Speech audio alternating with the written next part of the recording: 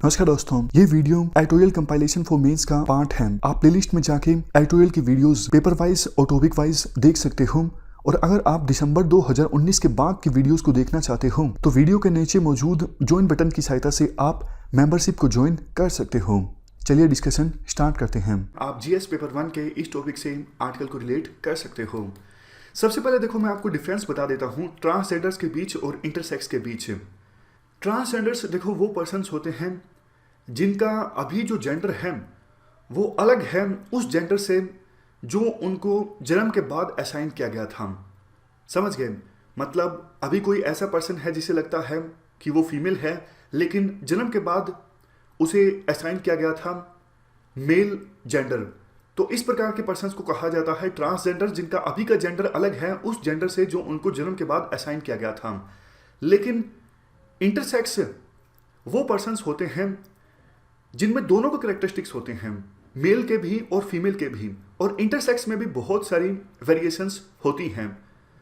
जैसा हमने पहले भी डिस्कस किया था, अभी जो पार्लियामेंट में एक बिल पास किया गया है, the transgenders persons protection of rights bill 2019, इस बिल में फोकस है ट्रांसजेंडर्स पर, लेकिन इंटरसेक्स पर्सन्स पर ज़्यादा फोकस नहीं है इस बिल में। राइटर के अनुसार बिल का नाम होना चाहिए था gender identity, gender expression and sex characteristics protection of rights bill 2019। इस बिल में इंटरसेक्स पर्सन्स के राइट्स का ख्याल नहीं रखा गया है।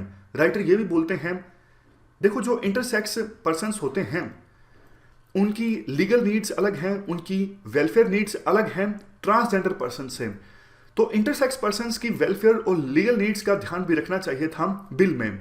जैसे देखो एक एग्जाम्पल दिया जाता है, जो मेडिकल प्रोफेशनल्स हैं वो भी काफ़ी डेरोगेटरी टर्म्स का इस्तेमाल करते हैं इंटरसेक्स पर्सन्स के लिए, जैसे डिसऑर्डर ऑफ सेक्स डेवलपमेंट या फिर जेनेटिक डिफेक्ट।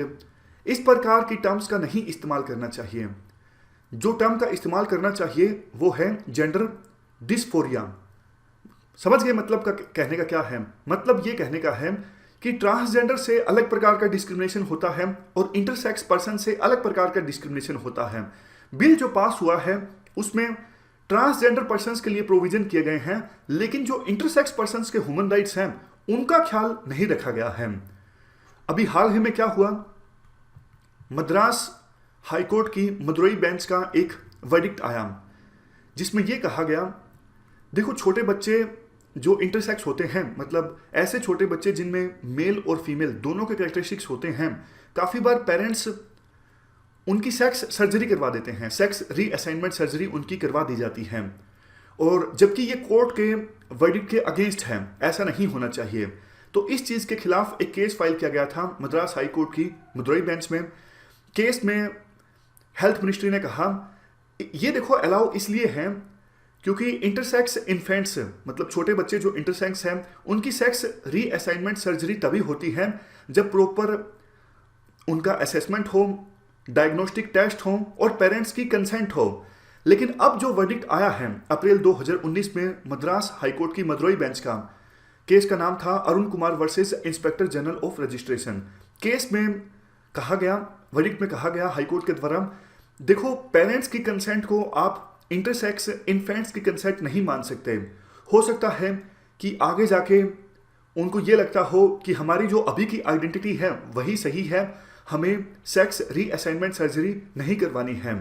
तो कहने का मतलब ये है, अब मद्रास हाईकोर्ट के द्वारा इंटरसेक्स इन्फेंट्स की जो सेक्स रीअसाइनमेंट सर्जरी करवाई जाती है पेरेंट्स के कंसेंट से, उस पर रोक लगा दी है।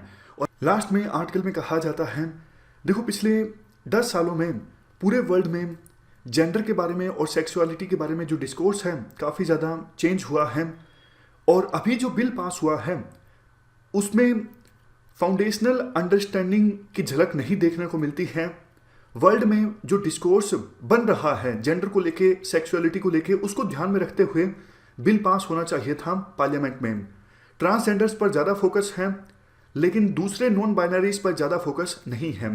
इंटरसेक्स पर्सन्स काफ़ी ज़्यादा वल्नरेबल हैं, उनका एक्सपीरियंस काफ़ी ज़्यादा ख़राब रहता है एजुकेशन को एक्सेस करने में, एम्प्लॉयमेंट को एक्सेस करने में और मैरिज करने में।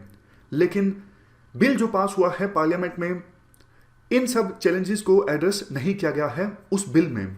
इस डिस्कशन में फिलहाल इतना ही है। Thank you very much for discussion.